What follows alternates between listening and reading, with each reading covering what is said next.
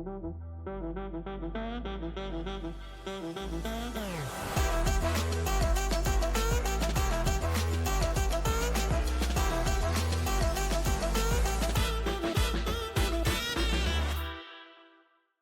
everyone, welcome to another episode of Bitcoin Banter. As usual, I have Tony with me. Rick is both sick and out of town, so not going to work. We've got Dave Birnbaum, Coinbits with us. Dave, thank you for taking time to join us today. Let's jump right in here to the news and get some opinions. Alrighty, first up, we've got Senator Lummis tweeted out, the United States ditched the checkers and finally joined the world's chess game. So Senator Haggerty proposed the Genius Act for maintaining U.S. dollar dominance. Tony, I know you're going to have some opinions on that, but effectively it's an act for regulating stablecoin businesses, stablecoin issuers. And some of the things that it does is require it would institute reserve requirements, define stable coins, all of these things. Dave, I'll let you kick this off. Tell us your thoughts on this. You like it, you don't like it, and then we'll kind of banter on it. I haven't read the legislation, but I think it's fascinating that the overall the strategy of this administration seems to be to abandon CBDCs and go the route of strengthening the dollar through stable coins and maintaining dollar dominance that way. I honestly didn't see it coming. I've written like so many articles over the last year about how CBDCs are inevitable because in order for the dollar to maintain its dominance, we have to update our fiat rails and our fiat technologies, and CBDCs are just like the way to do it. And so unfortunately, we're going to have this surveilled currency to deal with. And this goes a completely different direction and says, government's not great at building technology in the first place. CBDCs are super intrusive and have, civil rights issues with and human rights issues. We're going to eliminate those with an EO. There were actually active research projects at several of the Federal Reserve banks to build a CBDC for the Federal Reserve, and they've all been disbanded now. And this is going to be replaced by the encouragement of stablecoins. So this could dramatically increase the demand for dollars. I've been thinking about this a lot and reading lately about it. The demand for dollars worldwide may well outstrip their supply. So a lot of us, worry about how many dollars have been printed over the last few years. It's like 40-50% by some measures of all the dollars ever printed were only printed in the last few years. And it sounds like we're teetering on a hyperinflationary event. But in the meantime, they say the dollar is the best choice in a bad neighborhood. And if everybody else in the world wants to store their wealth in dollars, they have no idea what Bitcoin is. They just want dollars. They want access to stable coins. If we can enable that and unlock that demand for our treasuries could increase. Our debt may not be a problem in the near term. I mean, it totally changes the calculus. And so I guess I'm just impressed by the ability to kind of, create this strategy. And, we'll see. And I wonder what Tony thinks, because obviously we've had a lot of conversations about national currencies and devaluation. So actually, Tony, what do you think about this? Well, I'm actually on the opposite side of what you just said. I'm not a fan of this at all because I don't particularly want to see the lifeline of the US dollar extended. And as far as I'm concerned, stable coins are a CBDC that just hasn't been activated and weaponized yet. These are 100% programmable currencies. So, and the biggest one, Tether, right now, is, in bed with the US government. So what's to say one day, they don't get a phone call saying, well, if so-and-so meets X, Y, and Z criteria, shut them down. That can easily happen. It's a 3-second process.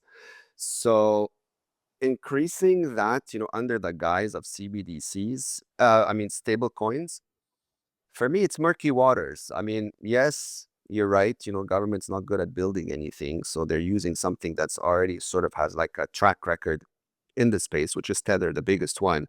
But whether that's good news, I'm not entirely sure. Right now, what they're doing, they're pushing this heavily into the South, where people are in desperate needs of dollars because, their situation is so dire. They just need anything to put food on the table. So under like superficially, if you look at it, I guess it's a good thing for them. But what's really happening is that you are keeping all these people, hook, line, and sinker, dependent on a system that has them under their foot. This is not freeing them any way, shape, or form.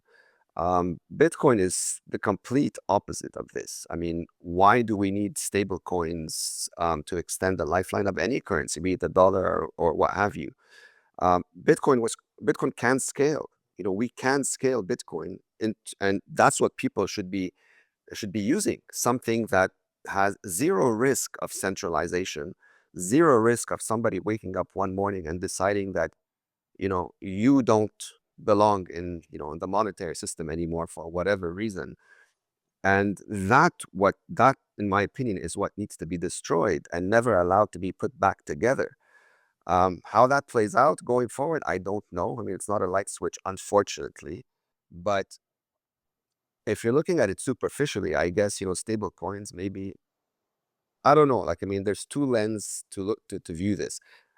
I sort of view it because of my experience in more of a critical eye. I don't see this as a good thing for the reasons that I mentioned. How it actually turns out is to be seen. Yeah, I think the first sort of aspect of my opinion is I think stable coins. I don't personally like them, but I think they're a brilliant business because to the point we've made on Bitcoin Banter a lot. There are areas of the world where like if you're living on a few dollars a day, you like having dollars is probably your best bet. Converting local currency into dollars is probably you're not you can't materially save in Bitcoin. You're just trying to get to your next meal, get to your next day. And so I understand the value when you're not in a privileged seat, as many of us probably are. Dave, I think I mean, Dave, you're gonna have a hard time finding anyone who is more skeptical of government than Tony and I. And so I probably tend toward Tony's opinion. While I could see a very optimistic world where, hey, it's great, we've sort of like to some degree privatized the money, I guess to some degree. It's still highly centralized. I'm curious if you would have concerns of Tether or any other stablecoin issuer being co-opted, because I think this feels like maybe it could be the government's sly roundabout way to achieving a CBDC. It definitely is government sly roundabout something. So I'm a skeptic of government too, but I'm also a realist about a few things. So number one, what I've learned over the last few years, observing the rest of the international geopolitics, macroeconomics, everything that's happened, is that as bad as the US government is, we can clean it up and we have a much stronger economy than we probably even thought. And after we do, the United States and the constitutional values of the United States are probably better than most or maybe all alternatives by a huge margin. So even if I don't like centralized power. I don't like that Washington D.C. is too powerful right now. But I see a path to restoring constitutional values in the United States, and by extension, the dollar remaining dominant, is probably better, like I said, than most local currencies.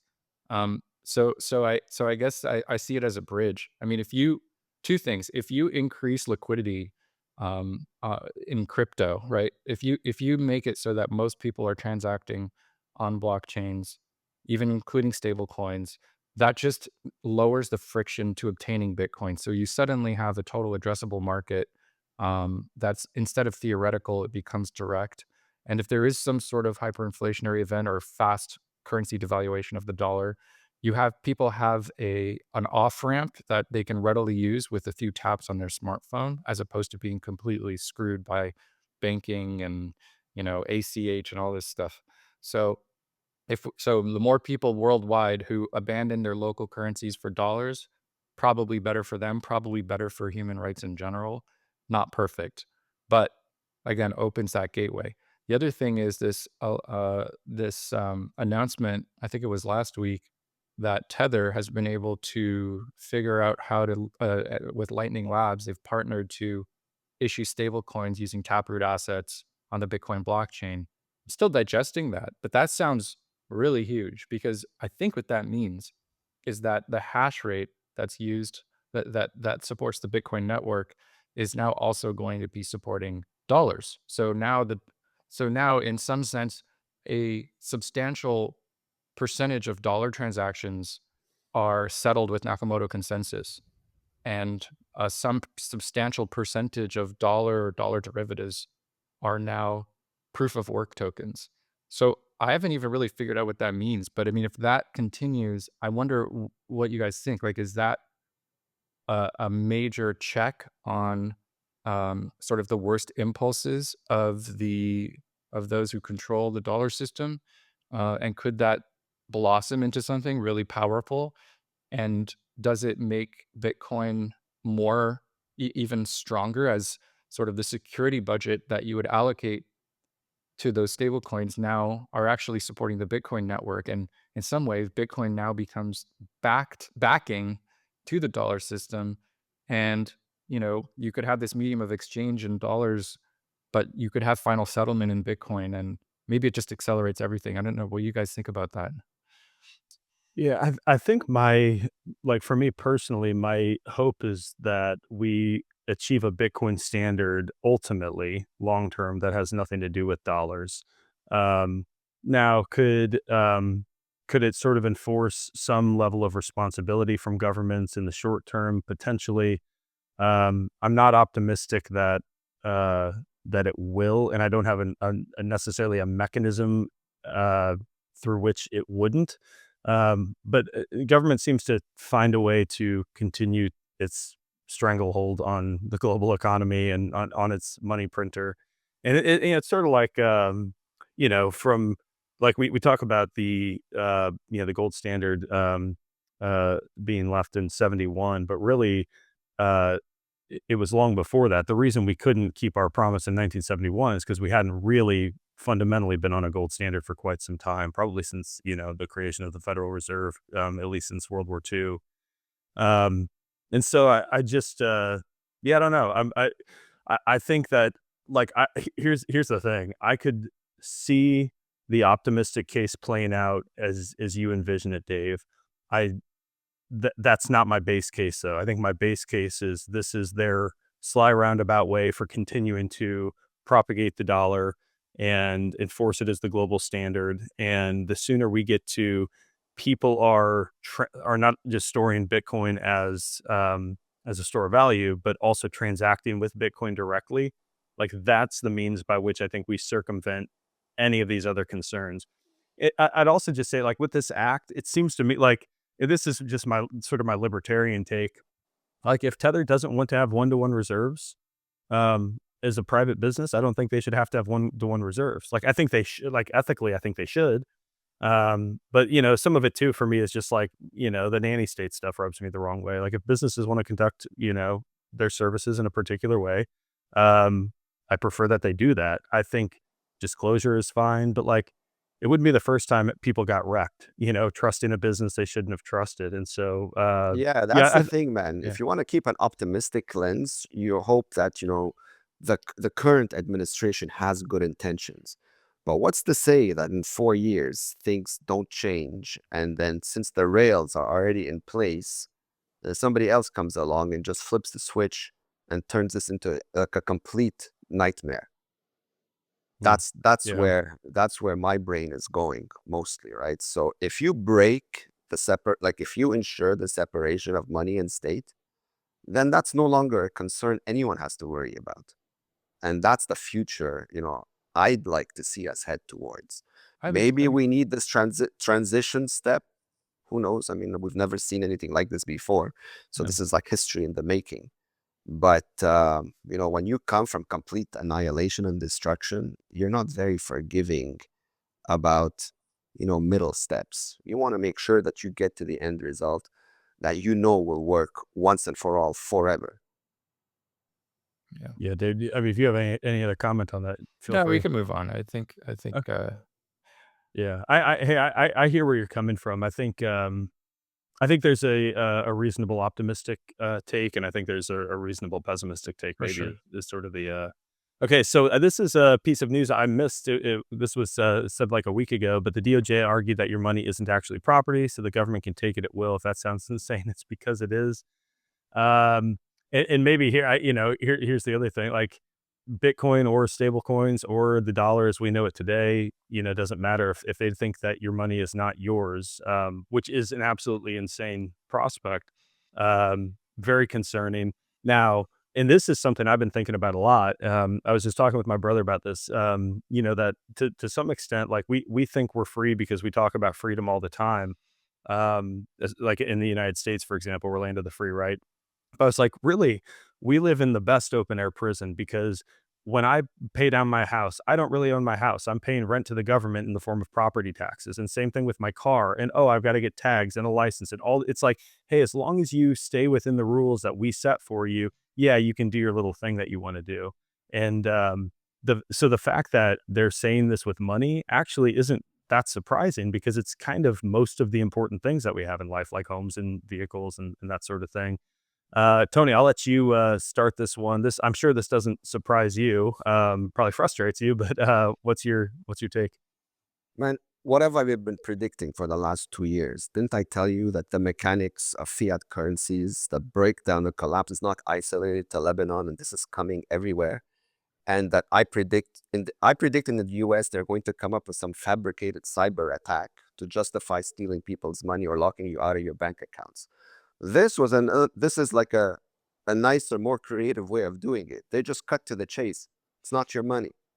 Deal with it. We're just gonna take it, right? How many? Yeah, what percentage of people do you think are even aware of this news? Like outside of Zero, Bitcoin? Yeah, like zero. no one. Nobody, Yeah, yeah. nobody. Yeah, So if I they mean, wake up tomorrow with the headlines like on some newspaper that, hey, guess what, guys? You're broke. Your money's not yours. We're taking it all. Screw you. Figure it out. Then what happens? Yeah, yeah, just yeah. I mean, this isn't a policy, right? This is some lawyer in the Department of Justice making this argument, and I'll spare you the details, but I've seen some pretty absurd arguments made by lawyers who have a financial interest in a transaction. So the fact of this coming out, it's embarrassing to the Department of Justice, and the people who are involved in it should be publicly humiliated and they should be fired. But for me, I'm not so concerned about the implications here. But frankly, simply because I already knew, and Tony, we're in complete agreement. I mean, the reason that we like Bitcoin is, at its core, it's the use of hard power to establish property claims. All of these constructs that we have around property and legal contracts, it's all a substitute for violence and for hard power so that we don't have to engage in that all the time. We don't want to have to constantly defend the boundaries of our physical property with guns and dogs. And so we set up these contracts, right, so that we can point to those and sort of use this proxy for violent confrontation to establish claims on property. But ultimately, actually, what we're doing is shifting the responsibility to use that hard power to a different group of people. Now, I don't have to police the boundaries of my home because other men with guns, I'm paying to do that with taxes and with this very elaborate code of contracts and agreements and laws and so on. And so we have sort of this, distance from that world. Ultimately, though, especially in the United States, we understand that like the very foundation of property and freedom is hard power. And that's why we have the Second Amendment, the very second one. It's not like an afterthought. It's central to our culture and our understanding of natural rights. And so that's what Bitcoin is. It's money that is your claim to that property is established through hard power. It can't be taken from you because you would need to actually expend energy that would be, infeasible to do in order to take it away from you. And so, I'm not surprised by this at all because, of course, the government owns all the money that they make because they have the hard power to back up their claim on that money. And if you would like to live in freedom, you should use money that is backed by hard power that you control. Yeah. It'll be interesting. I think what's concerning, you raise a good point, is it's not like this has been instituted into law or something. It's an observation made by an idiot at the DOJ. Um, I think what's concerning is it's sort of like it's an insidious talk track though, because it's sort of like the way we talk about like a threat to our democracy. It's like we were never intended to be a democracy. Like we were supposed to be a republic of 50 independent states that operate under a very small federal government, and we've completely gotten away with that. But if you asked 99.9% of Americans what form of government do we have, they'd say, "Oh, we have a democracy." It's like, no, we have a constitutional republic. And I see the same sort of thing happening in probably many areas, but you start to talk about money is not property, is not your property. Um, that if that gets reiterated enough times, people start to believe it, and they're like, "Oh yeah, it's just a thing I use to transact, but like it's not mine." And like we've already been duped into believing we own our homes and we own other things that we sort of, kind of, maybe a little bit own, but not really. At the end of the day, we've got eminent domain laws. They can take your home to put up a strip mall if they want. They can tax you. So yeah, I think it's just concerning that this is even a narrative for anyone. But again, unsurprising to me. So we'll see if that's like a talking point we continue to hear into the future. Alrighty, let's talk about. So we've been talking about the Czech Republic a lot. We had we've had I think there was an announcement of a strategic reserve. Now they're taking some actions. No more capital gains taxes on Bitcoin after 3 years of holding. I think this is a lot more, at least in my view, this is a lot more important than a strategic reserve, because I don't really care for the government to have a strategic reserve, but for them to allow adoption to flourish because they're not punishing people for holding the best performing asset. Dave, you want to take this one first? Sure. I mean, it's fascinating because I wrote an article for Forbes a few months ago when Donald Trump was quoted by Michael Saylor as having said that Bitcoin is money and that people shouldn't be taxed on capital gains just to be able to use it in transactions. And that was never, independently verified beyond just Michael Saylor saying that he talked to the president and heard him say that. But that would be massive because it would unlock a lot more tech development around medium of exchange use cases, I believe. I think that there's a serious drag that on Bitcoin's use as a medium of exchange because, and a lot of Bitcoiners don't know this, okay? But if you go to like a Bitcoin meetup and there's a food cart there and you buy like a taco with Lightning, that is a taxable event, right? So it's and that prevents, and businesses and like maybe as Bitcoiners we don't care because we're like, well, we can just use software to track all those transactions and report them, so we don't care. But for the business, they're worried about things like, well, now I have to take some of that Bitcoin, um, turn it into dollars. Like, how long does it take for that conversion to happen? And is there a taxable event in there somewhere so they can pay their vendors, right? Because there's not a circular economy. So they're going to have to. So for us to be able to do that would be tremendously powerful for promoting Bitcoin adoption. So I think it could happen here. And the fact that Czech Republic is doing it is a great sign. They're also among the better countries in the world with respect to natural rights. Not as strong as the United States, but pretty up there. So the fact they're leading the way, I'm not surprised, and I'm super bullish on it. Yeah, I think the one thing I think Trump is, for all of his flaws, is a contrarian, and so this is the sort of thing I could see him doing just to have like a big announcement. Um, time will tell, but yeah, it's man, like I am ready for it to be something beyond the El Salvadors and the Czech Republics of the world, for like someone else to be like, "Hey, just use Bitcoin as money, like use Bitcoin as money. You're not, we're not surveilling you, we're not taxing you on those transactions." Um, Tony, I would be a little surprised if you're reporting your transactions. But what's your take on the Czech Republic? Well, he essentially gave the ECB and Lagarde the middle finger because the other day she made a speech saying with all confidence that they weren't going to act on it, and here you are now, with the news just to shatter that speech altogether. It's a great move. I mean, I'm not a tax lawyer. I'm not an accountant. I mean, I don't know the intricacies of all these, and I don't pretend. I never give such advice because I have no idea. But I don't understand how any of this stuff is enforceable.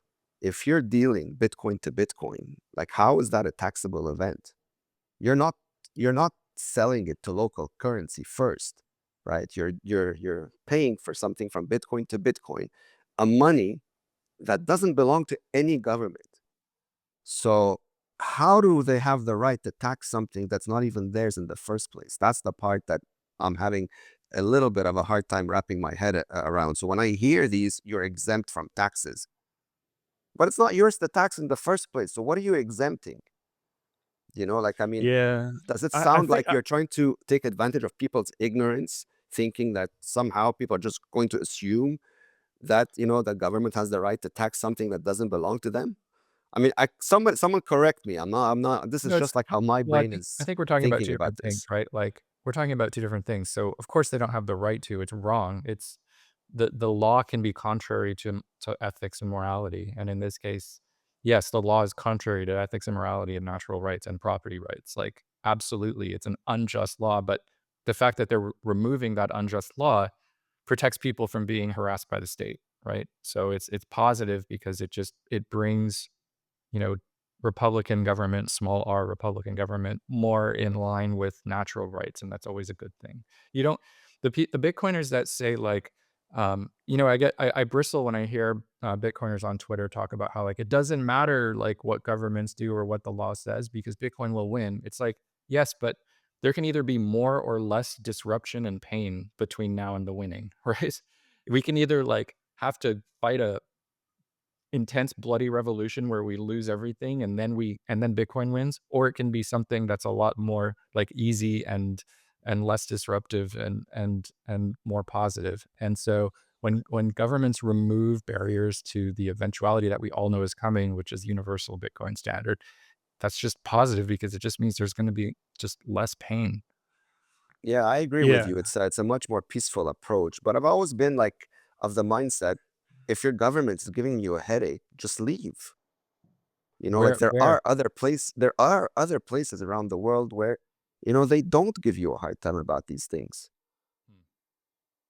yeah. I mean, I hear you, Tony, but people are, people have different life circumstances, right? Like I've got friends and family here, and like the headache of government is worth it to be near friends and family who are not leaving anytime soon. In terms of your question about like how do they tax? I mean, enforceability, I think is probably very tough, right? Like if I go to a Bitcoin conference and I buy something on the Lightning Network, um, I don't know how they would ever, like they'd have to really dig deep to make that determination that that was me. And that would really only be possible with like KYC Bitcoin anyway. Um, I think they're, but I think what it probably comes down to, and Dave, you might understand this better than I do, but it's definitional. It's if they defined it as money, it wouldn't be a taxable event, but it's because they define it as a commodity or, some sort of an investment vehicle. I assume it would have the same implications if you bought something in gold. Like if you bought a hot dog with, shavings of gold, that would probably technically be a taxable event because of how they define it. It's not legal tender. It's not money according to the government. That doesn't change the fundamental fact as to what it really yeah. is. There's But it's what allows them to tax you, There's not a single hypothetically. definition of money and legal tender. Like all these things are overlapping and different agencies say different things. So, but look, it's not that they're going to come knocking on your house and catch you for buying a taco with Bitcoin and not recording it. It's not that. It's that if you're a high profile person or you get into some kind, you get on the radar and then there's a concerted effort to take you down for everything you've ever done and dig into everything you've ever done, right? That like it's when the eye of Sauron shines on you that you want to make sure that you don't have anything that they can get you with. Like that's the main thing. It's not so much that the transaction itself will raise a flag, Mm, but it's like I'm out there talking about how the power of the state is unjust and so on, right? And maybe things are changing now, but um, for the last few years, I've basically had to resign myself to maybe I will wind up in a gulag. I don't know, but this is just the way things have to shake out. yeah.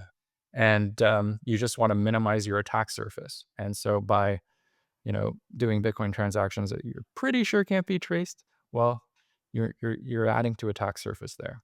And so if we can just eliminate the attack surface of the state on the individual, I think that's a win. Yeah. And the other thing I'd add to this too is a a $2 lightning transaction might be subtle so as to go undetected. But if you're buying and selling on KYC'd exchanges or something like that, you're probably a lot more vulnerable to being audited or, someone checking into it. So there are different transaction types and mechanisms by which you can transact that are going to probably raise flags quicker than others. So yeah, no, good commentary. Last topic for us. So Dave, just so you know, we have this ongoing joke on Bitcoin Banter. Everyone thinks or Rick, who's usually here, thinks I'm an XRP simp. I'm not. But Ripple CEO Brad Garlinghouse is reportedly expected to be appointed as an advisor to the White House Crypto Council, according to the New York Post. Um, I have no way of verifying if this is true. I've seen pictures of Trump and Garlinghouse together. Um, I mean, our opinion of XRP, our real opinion, all jokes aside, is it's the worst of the worst shitcoins. But I'm curious if like you seem to be an optimist, and it's refreshing to have an optimist on the line with us. Maybe lift our spirits a bit. Does this sort of move concern you? Do you care? Do you just kind of like shrug your shoulders because Trump launched his meme coin and his sons are tweeting about buying ETH and all these things? Like how do you sort of absorb this information? I'm very concerned about the Trump White House and their dalliances with crypto. I don't like it at all. Um, for Trump, I think Trump sees, think about it this way with the Trump coin and then the Melania coin. He looks at, I think he looks at like meme coins and crypto as sort of the new version of money. He said so. He said like young people are going to use crypto instead of stocks. And like, I think him making that meme coin is sort of like him putting him and his wife like on like a banknote. You know what I mean? Mm, Benjamin Franklin appears on the $100 bill. He's putting his name, his face, and his wife's face out of respect and love for her on this digital banknote. And so he just sees it as that.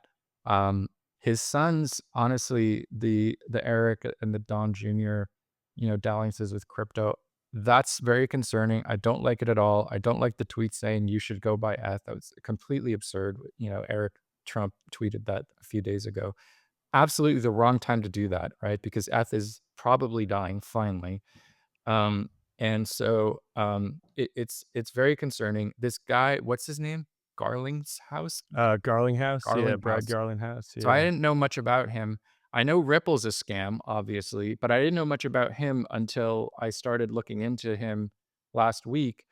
And you know that line from Succession, "You're not serious people"? This man is not yeah. serious people, okay? He's a joker and a fool. He tweets about he gets into little, like, flame wars with people, he curses, he sounds like an absolute tool, and he doesn't have the gravitas to even be involved in these discussions. Um, if he's able to pull the wool over the eyes of the administration with Ripple, my confidence and optimism in this administration will be utterly destroyed because the number one problem in the first Trump term was the ability to judge character and a Mm. lack of ability to make good judgments about character and about the people that you associate with. And we are seeing with most of the nominees to the cabinet that that seems to have changed, and that there is a much more sort of realistic assessment of people's character. And it takes about 5 minutes for this Garlinghouse guy, Garlinghouse. and looking at what he has said in the past and how he interacts with people, to dismiss him as a tool. And if you can't see that, there's something very, very wrong. So I don't. This has not been verified, by the way. Cointelegraph said something great.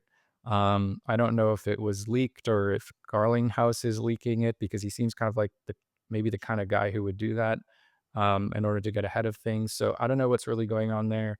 but they have been part of this whole corrupt cabal. They have tried to accuse Bitcoin of being, anti-climate, and there's just a laundry list of things. So this is an absolutely corrupt organization. I wouldn't be surprised that now that we have these tools for tracing dirty government money, I wouldn't be surprised if some of it wound up there. I'm not saying it did. I'm saying I wouldn't be surprised, because the character that these people show for themselves online really indicates very low character. Yeah, well said. Tony, what?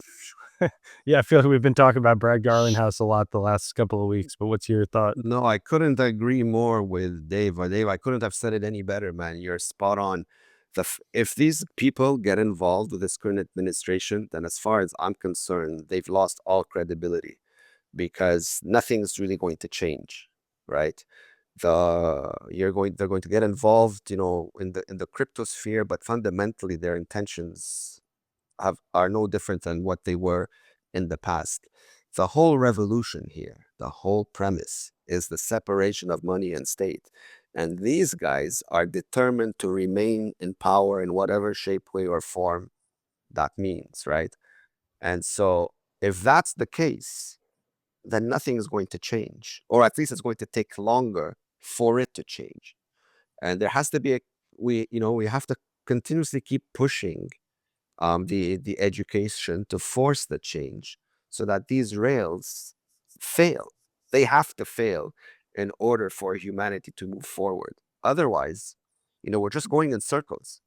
There's no heroes.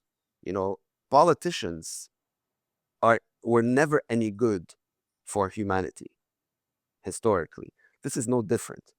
All they have to do now is to get out of the way, which is what I'm hoping he will do.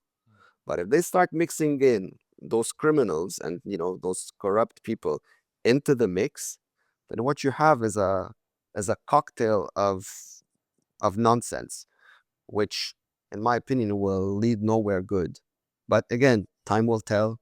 Right now we're just speculating. But I hope Trump delivers something good for America, like he intends, or at least as he stated for all these months. Yeah. Yeah, no, I completely agree. Dave, any final comments, or you want to head for home? No, this has been fantastic. Thank you for the invitation. Yeah. Hey, why don't you give everyone a handoff? Tell people about Coinbits, where they can find you. Anything else you want them to Oh, know? sure. Yeah. So Coinbits is a Bitcoin only on and off ramp. We have a slew of features for personal financial management for the Bitcoiner. So you're able to get your first Bitcoin. We make it as easy as possible for grandma, for mom, for anybody in your life to get their first Bitcoin. And then we kind of fill out that experience with personal financial management. So you can keep cash and Bitcoin on the platform. You can set target orders. You can look at your spending history and try to figure out how to save more in Bitcoin. And so that we've been around for a few years now. We're still in startup mode, and you can find us at coinbits.app. So coinbits.app. And yeah, I'd be really, really thrilled if your audience made an account and gave me some feedback on how they like the platform. Terrific. Well, thank you so much for joining. For everyone listening, thank you for tuning in. Go check out Coinbits. And of course, if you need help with proper 100% self-custody of your Bitcoin, go to thebitcoinway.com/podcast. We would love to help. We also help with online privacy. We help with setup of privacy phones, Plan B residency options. Again, thebitcoinway.com/podcast. Dave, thank you so much for being here, man. I know it was kind of last minute too, so thank you for making time. And Tony, good chatting as always. Look forward to catching up soon. Great talk, guys. Thanks. Thank you. Cheers, guys. Bye.